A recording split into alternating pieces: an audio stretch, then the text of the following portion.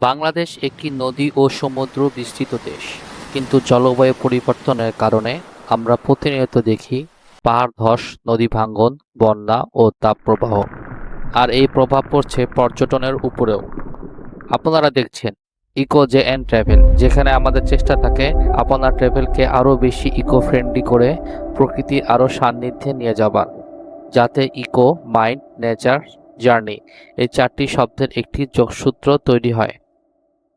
আজকের টপিকস: জলবায়ু বান্ধব পর্যটন, বাংলাদেশের গ্রিন ট্যুর অপারেটরের গল্প।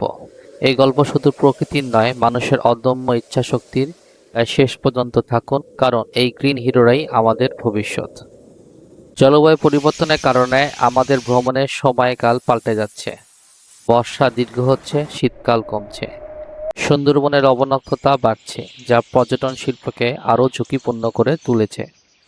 বিশ্বের বৃহৎ ট্যুর অপারেটররা যেখানে চ্যালেঞ্জ মোকাবেলা করতে হিমশিম খাচ্ছেন, সেখানে আমাদের তরুণ গ্রিন ট্যুর উদ্যোক্তারা বা অপারেটররা একে সমস্যা না দেখে সমাধানের সুযোগ হিসেবে দেখছেন, সমাধান করছেনও। যেমন তারা ডিজেল চালিত নৌকার বদলে সোলার বোট, প্লাস্টিকের বদলে পুনর্ব্যবহারযোগ্য সামগ্রী ব্যবহার করছেন।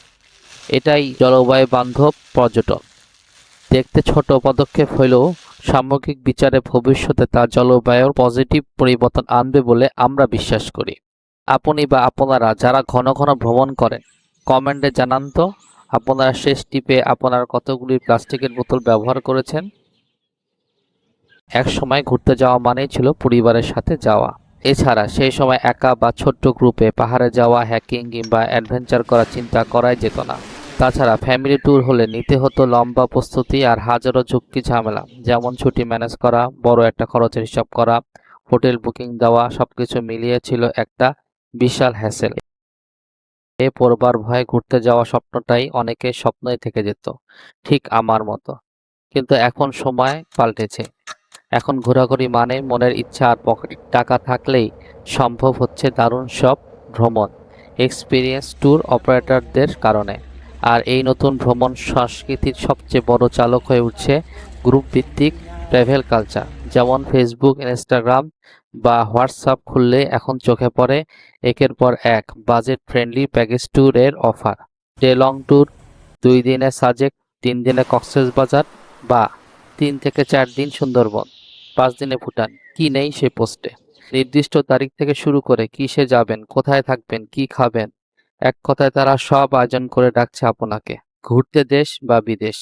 আর নিরাপত্তা তো তাতে থাকতেই হবে, কারণ যারা এসব ট্যুরে যাচ্ছেন তারা হয়তো একে অপরকে চেনেনও না। কিন্তু মজাটা হচ্ছে একসাথে গাড়িতে রওনা দিয়ে এক হোটেলে থেকে একসাথে খেতে খেতে আর ভ্রমণ স্পট ঘুরতে ঘুরতে হয়ে যায় এক ধরনের কমিউনিটি। যেমনটি আমাদেরও হয়েছিল সুন্দরবন ঘুরতে গিয়ে এক পরিবারের সাথে বন্ধুত্ব। এই গ্রুপ ভিত্তিক ঘোরাঘুরি অসাধারণ ধারণাটি কিন্তু এসেছে একদল তরুণ উদ্যোক্তাদের হাত ধরে, যারা কাজ করে ট্রাভেল গাইড হিসেবে। তারা বুঝেছিল বাংলাদেশে মধ্যবিত্ত আর তরুণ প্রজন্ম ঘুরতে চায়, কিন্তু সময় বা নিরাপত্তা বা সঠিক ব্যবস্থাপনার অভাবে পিছিয়ে পড়ে আর ক্ষতির শিকার হয় পর্যটন শিল্প। আর এখন তার সাথে যুক্ত হয়েছে গ্রিন ট্রাভেল কনসেপ্ট। এখন আপনি চাইলে একা একা রেজিস্ট্রেশন করে বেরিয়ে পড়তে পারেন এক নতুন অ্যাডভেঞ্চারে। এই ট্রাভেল গ্রুপগুলোর কোনোটি জেলা বা শহর ভিত্তিক, আবার কোনোটা বিশ্ববিদ্যালয় ভিত্তিক। শুধু তাই নয়, শুরুতে সব ট্রাভেল গ্রুপ শুধু দেশের ভিতরে ঘোরাঘুরি সীমাবদ্ধ থাকলেও বর্তমানে তারা দেশের বাইরেও গ্রুপ ট্যুর অর্গানাইজ করছে। এমনকি এখন অনেক ট্রাভেল গ্রুপ শুধু ঘোরাঘুরি প্যাকেজই নয়, বিভিন্ন দেশে বিজনেস ট্যুর বা ট্রেড ফেয়ারের মতো কর্পোরেট ট্রিপও অফার করছে, যেমন চায়না। এছাড়াও কোনো গ্রুপে বাইক ট্যুরের জন্য পরিচিত, আবার কোনো গ্রুপ শুধু মেয়েদের জন্য ট্রিপ আয়োজন করে। আবার অনেক গ্রুপ আছে যারা সাইকেল নিয়েই দেশের এক প্রান্ত থেকে আরেক প্রান্ত ঘুরে বেড়ায়। বর্তমানে ট্রাভেল গ্রুপগুলো ভ্রমণকারীদের অ্যাডভেঞ্চারকে নতুন মাত্রা দিতে ব্যবস্থা করেছে ক্যাম্পিং ও হাইকিং করার মতো এক নতুন ধরনের এক্সপিরিয়েন্স। সামগ্রিক বিবেচনায় একদিকে গ্রিন ট্যুর ট্রাভেলসের সার্বিক ব্যবস্থাপনায় ভ্রমণকে করে আগের তুলনায় সহজ, আর অপরদিকে নিজেদের করেছে আর্থিকভাবে স্বাবলম্বী। বিশেষ করে সুনামগঞ্জের নয় অভিরাম, টাঙ্গুরা, হাওরের অধিকাংশ বোট হাউস এখন এই ট্রাভেল গ্রুপ মালিকদের নিজস্ব। শুধু তাই নয়, অনেক গ্রুপের উদ্যোক্তারা নিজেরাই জনপ্রিয় ট্যুর ডেস্টিনেশন রিসোর্ট তৈরি করে বিজনেস এক্সপান্ড করছে। এতে একদিকে যেমন তাদের আয় বাড়ছে, সেই সাথে নিজস্ব রিসোর্স থাকায় গ্রুপগুলোর জন্য আরও কম খরচে সেবা দিতে পারছেন, যার ফলে একদিকে কস্ট কমছে, অন্যদিকে বাড়ছে প্রফিট। আর উদ্যোক্তার দিক থেকে দেখলে ট্রাভেল গ্রুপগুলো একজন ট্রাভেলার থেকে ছোট্ট অঙ্কের আর্থিক লাভ নিলেও পুরো গ্রুপ থেকে মিলে অনেক বড় পরিমাণ লাভ করতে পারছে।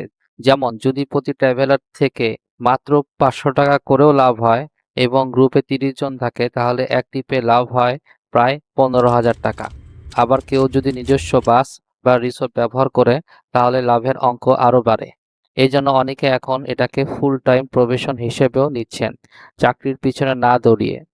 এভাবে আজকে তরুণরা তার ভ্রমণ শখ পূরণ করতে শুধু ঘুরে বেড়াচ্ছেন না, বরং নিজের ঘোরার অভিজ্ঞতাটাকে একটা সফল উদ্যোগ রূপ দিচ্ছেন। যে কারণে ট্রাভেল অপারেটর হিসেবে এখন কমিউনিটি বিল্ড আপের উদ্যোক্তা হওয়ার এক দারুণ সুযোগ। জেনে আরো খুশি হবেন যে পাশাপাশি এই ট্রাভেল গ্রুপগুলো শুধু ঘুরতে যাওয়াই অভিজ্ঞতা দেয় না, বরং অনেকের জন্য কর্মসংস্থানের সুযোগ করে দিয়েছে। এতক্ষণ তো গ্রিন ট্রাভেল অপারেটরদের বাংলাদেশের পরিপ্রেক্ষিতে ভূমিকা তুলে ধরলাম। এবার আসুন বাংলাদেশের গ্রিন ট্যুরের মাধ্যমে স্থানীয় মানুষগুলো কিভাবে লাভবান হয় পর্যটন দ্বারা তা জানি। গ্রিন ট্যুরের লক্ষ্য প্রকৃতিকে বাঁচিয়ে রেখে প্রকৃতির সান্নিধ্যে যে নিজেকে সত্যিকার অর্থে প্রশান্ত করা। যেখানে প্রকৃতি থাকবে সুরক্ষিত, স্থানীয় মানুষ হবে আর্থিকভাবে লাভবান এবং পর্যটন পাবে প্রকৃতি ও মানুষের ভালোবাসা। কেমন হবে? এই ট্রাভেল গ্রুপগুলোর কারণে ছোট hotel, resort, homestay, local guide, food vendor, rental service সবাই রেগুলার কাস্টমার পাচ্ছেন। এতে নিজেদের জীবনযাত্রার ব্যয় নিবারণের পাশাপাশি জীবনমান উন্নয়ন ঘটাচ্ছে, শিশুরা স্কুলে যাচ্ছে, তৈরি হচ্ছে এক উজ্জ্বল ভবিষ্যৎ। তবে ট্রাভেলের অ্যাডভেঞ্চার থাকলেও চ্যালেঞ্জও থাকবে না, তা কি হয়? অনেক সময় অপেশাদার গ্রুপ অপারেটর টিপে নিরাপত্তা নিশ্চিত করতে ব্যর্থ হয়। ট্রান্সপোর্ট সমস্যা, খাবারের মান, লোকাল গাইডদের অদক্ষতা বা হুট করে টিপ ক্যান্সেল হয়ে যাওয়া। এছাড়া অধিকাংশ গ্রুপই এখনও সরকারিভাবে অনুমোদিত নয়। কিছু গ্রুপের এই ধরনের প্রবণতা এখন ট্রাভেল গ্রুপগুলোর বড় সমস্যা হয়ে দাঁড়িয়েছে। যেখানে বিশ্বের প্রায় প্রতিটি উন্নত দেশে ট্যুর অপারেটরদের একটি প্রপার গাইডলাইন মেনটেন করা বাধ্যতামূলক। সরকার যদি ট্রাভেল গ্রুপগুলোর জন্য নীতিমালা তৈরি করে, তাহলে গ্রুপ ট্রাভেল আরও নিরাপদ ও অর্গানাইজ ভাবে পরিচালিত করা সম্ভব হবে।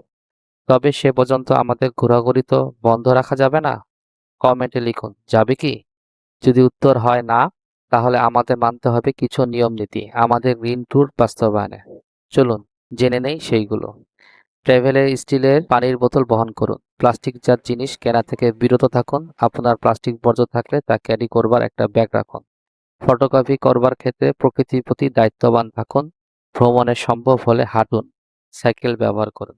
প্রকৃতিকে অনুভব করতে চুপ থাকুন, প্রয়োজনে চুপি স্বরে কথা বলুন। একা ভ্রমণে বা অজানা জায়গায় যেতে ওই জায়গা সম্পর্কে ভালোভাবে জানুন। কোনো ট্রাভেল অপারেটর হইতে ট্যুর প্যাকেজ নেবার আগে তাদের রিভিউ দেখুন, বা আপনার পরিচিত কেউ তাদের সাথে পূর্বে ট্রাভেল করলে তাদের সেবা সম্পর্কে জেনেও নিতে পারেন। অবশ্যই সাথে সেফটি গ্যাজেট রাখুন। এতগুলো নিয়ম কানুন শুনে যারা হাঁপিয়ে উঠেছেন তাদেরকে বলবো, বিশ্বাস করুন, এই নিয়মগুলো মেনে চললে আপনার ট্রাভেল হবে সহজ। আপনারা যারা পরিবেশ সচেতন তাদের জন্য প্রশ্ন, ট্যুর অপারেটররা যদি প্লাস্টিকের পানির বোতলকে অফার করে, তাহলে কি আপনি তা গ্রহণ করবেন নাকি করবেন না? সেটি কমেন্টে লিখুন। নতুন মানুষ, নতুন গল্প, নতুন জায়গা, সব মিলিয়ে ভ্রমণের অভিজ্ঞতাটাই যেন এক অন্য মাত্রায় পৌঁছে যায়। গ্রিন ট্যুর অপারেটরদের সাথে তারা ব্যবসা চালাচ্ছে না, তারা ভবিষ্যৎ প্রজন্মকে একটি পরিচ্ছন্ন পৃথিবী উপহার দেওয়ার জন্য লড়াই করছে। যদি এই গ্রিন অপারেটরদের গল্প, প্রকৃতি বর্ণনা আপনার ভালো লাগে এবং আপনি তাদের উদ্যোগকে সমর্থন করতে চান, তবে অবশ্যই একটি লাইক দিন আর এই বার্তাটি সকলের কাছে পৌঁছে দিতে শেয়ার করুন। আর অবশ্যই ইকো জেন ট্রাভেল ইউটিউব চ্যানেলটি সাবস্ক্রাইব করুন এবং বেল আইকন ক্লিক করুন। ট্রাভেলের প্রকৃতির প্রতি দায়িত্বশীল হন, নিরাপদ থাকুন। দেখা হবে সামনে ভিডিওতে। সে পর্যন্ত বিদায় ও আপনাকে ধন্যবাদ।